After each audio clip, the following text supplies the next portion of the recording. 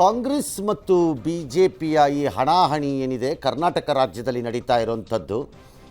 ಕಾಂಗ್ರೆಸ್ 3 ಕ್ಷೇತ್ರಗಳಲ್ಲಿ 2 ಪಕ್ಷಗಳನ್ನು ಎದುರಿಸ್ತಾ ಇದೆ. ಒಂದು ಕಡೆ ಜೆ ಡಿ ಎಸ್ಸು, ಇನ್ನೊಂದು ಕಡೆ ಬಿ ಜೆ ಪಿಯನ್ನು.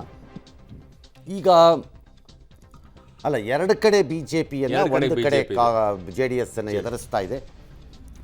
ಬಟ್ ಬಹು ಸಹಜವಾಗಿ ನಾವೆಲ್ಲ ಮಾತಾಡ್ತಿದ್ದಂಗೆ ಚನ್ನಪಟ್ಟಣದ ಕತೆ ಏನು ಅಂತಂದರೆ, ಮತ್ತೆ ಯೋಗೇಶ್ವರ್ಗೆ ಮುನ್ನಡೆ ಬರೋಂಗೆ ಕಾಣಿಸ್ತಾ ಇದೆ ಅಂತ ಅಂತಿದ್ದಾರೆ ಇವರು. ಏನು ಬೇಕಾದ್ರೂ ಆಗಬಹುದು, ಈ ಕುತೂಹಲ ಕೊನೆಯವರೆಗೂ ಉಳ್ಕೊಳ್ಳುತ್ತೆ ಅಂತಂದರೆ ಬ್ಲಾಕ್ ಬಸ್ಟರ್ ಮೂವಿ 1 ಗಂಟೆ ರೇಂಜಲ್ಲಿ ಮುಗಿಬೋದು. ಭಾಳ ವಿಚಿತ್ರ ಅಂತಂದರೆ ಈ ಬ್ಲಾಕ್ ಬಸ್ಟರ್ ಮೂವಿನಲ್ಲಿ ಇಬ್ಬರು ಹಾಗೆ ನೋಡಿದ್ರೆ ಚಲನಚಿತ್ರ ನಟನೆ ಇದರಲ್ಲಿ ಕೈ ಆಡಿಸಿ ಬಂದಿರುವವರೇ ಇಬ್ಬರೂ ನಿರ್ಮಾಪಕರು ಇದಾರಲ್ಲ. ಎಲ್ಲ ನಿರ್ಮಾಪಕರು, ಆ್ಯಕ್ಟ್ರು ಎಲ್ಲನೂ ಅವರುಗಳು. ಹಾಗಾಗಿ ಈ ಬ್ಲಾಕ್ ಬಸ್ಟರ್ ಮೂವಿನ ಜನ ಅಲ್ಟಿಮೇಟ್ಲಿ ಯಾವ ಕಡೆಗೆ ಡೈರೆಕ್ಟ್ ಮಾಡಿದ್ದಾರೆ ಅಂತ ಗೊತ್ತಿಲ್ಲ. ವಿಲ್ ಹ್ಯಾವ್ ಟು ಸಿ ಅದನ್ನು.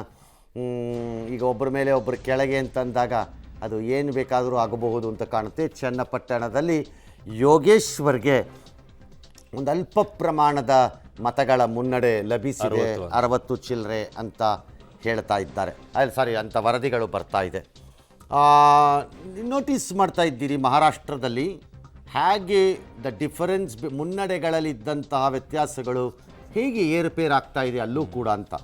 25, 30, 40 ವ್ಯತ್ಯಾಸಗಳು ಇರ್ತಾ ಇದ್ದಂಥದ್ದು ಈಗ 10, 8, 7 ವ್ಯತ್ಯಾಸಗಳಿಗೆ ಬಂದಿದೆ. ಮತ್ತು ಅದರ್ಸ್ 4, 5 ಕೂತ್ಕೊಂಡು ಆಟ ಆಡ್ತಾ ಇದ್ದಿದ್ದು ಈಗ 12, 14 ಈ ರೇಂಜಿಗೆ ಬಂದು ಕೂತ್ಕೋತಾ ಇರೋಂಥದ್ದು. ಸರ್, ಇದೇನಾದರೂ ಕೇಂದ್ರದ ಮೇಲೆ ಪರಿಣಾಮವನ್ನು ಉಂಟು ಮಾಡುತ್ತಾ ಸರ್ ಮಹಾರಾಷ್ಟ್ರದ ಚುನಾವಣೆ?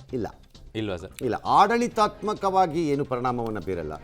ಪಾರ್ಟಿ ವೈಸ್ ಏನು ಬೀರುತ್ತೋ ಬಿಡುತ್ತೋ ಪ್ರಶ್ನೆ ಬೇರೆ. ಕಾಂಗ್ರೆಸ್ಗೆ ಬಹುದೊಡ್ಡದಂತ ಒಂದು ಶಕ್ತಿ ಅಂತೂ ತಂದು ಕೊಡುತ್ತೆ ಮಹಾರಾಷ್ಟ್ರ. ಎಲ್ಲ ಚುನಾವಣೆಯಲ್ಲಿ ಗೆದ್ದಾಗ ಅದನ್ನು ಶಕ್ತಿ ಎಂದು, ಸೋತಾಗ ಅವರು ಶಕ್ತಿಹೀನರಾದರೆಂದು ಹೇಳ್ಕೊಂಡು ಹೋಗ್ಬೋದು. ಈಗ ಹರಿಯಾಣನಲ್ಲಿ nobody thought B J P repeat ಮಾಡ್ಕೊಂಡು ಬರ್ತಾರೆ ಅಂತ ಅಂದ್ಕೊಂಡಿರಲಿಲ್ಲ. ಕಾಂಗ್ರೆಸ್ ಹೆಚ್ಚು ಕಡಿಮೆ ಒಂದು ತೀರ್ಮಾನಕ್ಕೆ ಬಂದು ಆಗೋಗಿತ್ತಲ್ಲಿ, ನಾವು ಮುಖ್ಯಮಂತ್ರಿ ಯಾರು ಅನ್ನೋದನ್ನ ಇತ್ಯರ್ಥ ಮಾಡಿದ್ರೆ ಮುಗಿಯಿತು ಅನ್ನೋ ಥರ. ಬಟ್ ಅದಂಗಾಗಲಿಲ್ಲ ಅಲ್ಲಿ. ಆಗ ಅದನ್ನು ಏನಂತ ಬಣ್ಣಿಸಿದ್ರಿ? ಕಾಂಗ್ರೆಸ್ಗೆ ಮುಖಭಂಗ, ಕಾಂಗ್ರೆಸ್ಸಿಗೆ ಇದು ಬಿ ಜೆ ಪಿ ಮತ್ತೆ ಪುನರ್ ಸ್ಥಾಪಿಸಿತು ತನ್ನ ಶಕ್ತಿಯನ್ನು, ಹಾಗೆ ಹೀಗೆ ಅಂತಂದಿದ್ವಿ. ಹಂಗೆ ಇಲ್ಲುವೆ ಅಲ್ಲ. ಯಾಕೆ ಈ ಪ್ರಶ್ನೆ ಬರುತ್ತೆ ಅಂದರೆ, ಲೋಕಸಭೆಯಲ್ಲಿ 240 ಸ್ಥಾನಗಳಿಗೆ ಬಂದಂಥ ಬಿ ಜೆ ಪಿಗೆ ಮತ್ತೊಮ್ಮೆ ತನ್ನ ವರ್ಚಸ್ಸನ್ನು ಹಿಡ್ಕೊಂಡಿದ್ದೀನಿ ಅಂತ ತೋರಿಸ್ಕೊಳ್ಳೋಕ್ಕೊಂದು ದಾರಿ ಹಾಕಿಕೊಡುತ್ತಾ ಮಹಾರಾಷ್ಟ್ರ ಅಂತ ಹೇಳಿ. ನಾನು ಇನ್ನೂ ವರ್ಚಸ್ ಕುಗ್ಗಿಲ್ಲ, ನಾನು ಇನ್ನೂ ಗಟ್ಟಿಯಾಗಿ ನಿಂತ್ಕೊಳ್ತಾ ಇದ್ದೀನಿ ಅಂತ ಹೇಳ್ಕೊಳ್ಳೋಕ್ಕೆ. ನೀವು ಹಂಗೆ ತಗೊಳ್ಳೋದಾದರೆ, ನರೇಂದ್ರ ಮೋದಿಯವರ ಮುಖ ಇದ್ದಾಗಲೇ ಅವರನ್ನೇ ಆಯ್ಕೆ ಮಾಡ್ತಾ ಇದ್ದ ಜನ ಮಹಾರಾಷ್ಟ್ರದಲ್ಲಿ ನಿಮಗೆ ಲೋಕಸಭಾ ಚುನಾವಣೆಯಲ್ಲಿ ಬಿ ಜೆ ಪಿ ದೊಡ್ಡದಾಗೇನು ಕೈ ಹಿಡಿಲಿಲ್ಲ.